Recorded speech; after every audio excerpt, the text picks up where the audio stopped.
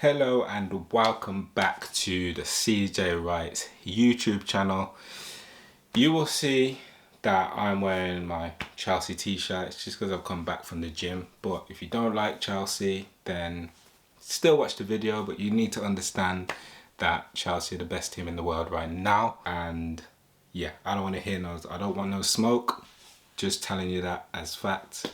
And but yeah, anyway, rolling on into the video.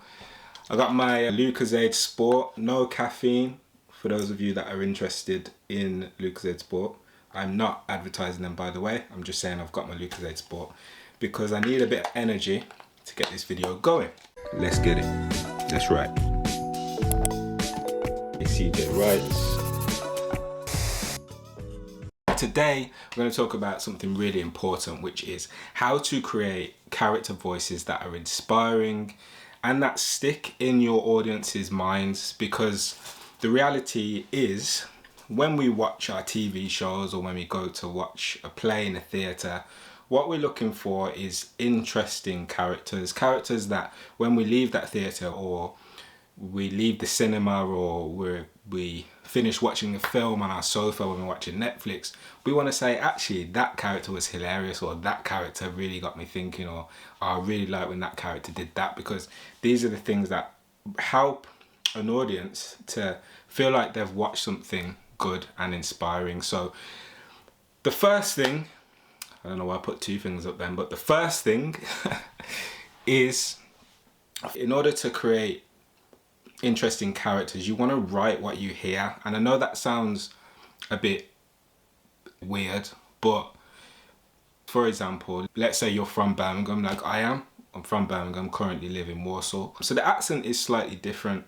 So only probably a person from the Midlands would be able to pick that up. But let's say it was someone from the Midlands and you went to, I don't know, Manchester, or you went to London. I know that in London there's kind of different slang than there is in Birmingham, although they're quite synonymous, I guess, but there are different things. So for example, like a Londoner would say, I don't know why I done that.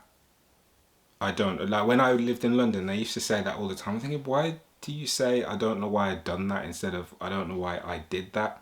If you want to make your character unique, you want to put those things into the text, because it will allow the audience to identify and understand, oh, this character may be from there, or they've mentioned they're from there and that's why they're speaking in that way. So if your character is from London, or they're from a part of Birmingham, or wherever it is, actually think about what people say. Don't just write this character is from London and don't actually write the text how they would say it. So if the type of person that you're trying to create in this story is from a particular part of London, and in that particular part of London they would say, I don't know why I done it, in your script, that's how you want to write it, so that actually the character becomes believable and more well-rounded. So that's the first thing. Write what you actually hear and not what you think the person should be saying in the text. Write what you actually heard, and that's a really good way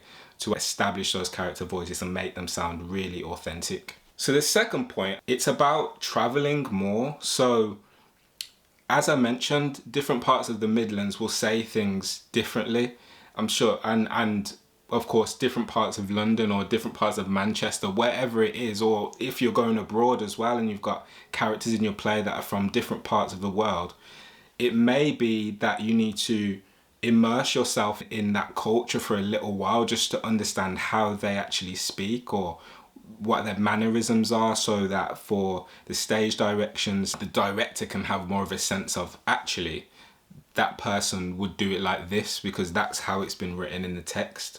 I remember my first play, Shadows, was directed by my friend Kevin, who's a director from America. So there were things that were in the text, those subtle nuances that he probably wouldn't pick up on because he wouldn't necessarily have been immersed in the Birmingham culture. So I had to have those conversations with him and say, actually, you know, someone from Birmingham would probably say it like this. And that's how you can really build relationships with your director when you are in the room as a writer, because you can help them to understand and go on this journey with the character and with you. So the third point I have is to use people that you know. So in order to create inspiring voices, you want to use people around you that you find quite inspiring, you find quite quirky or funny, or they're maybe quite a serious person and you like to talk to them about serious things. You know, use these people as inspiration for the writing. You don't have to make everything up. The characters actually feel authentic because people resonate with them, or it reminds them of someone that they know. So use the people around you as inspiration. Think about how they talk and how they might say something, how they might interpret something that's happening around them, and use that in the script, use that in the work. And the fourth point is everything that I've just mentioned is all about authenticity. So you really want to, as I mentioned earlier, immerse yourself into the cultures that you're trying to write about.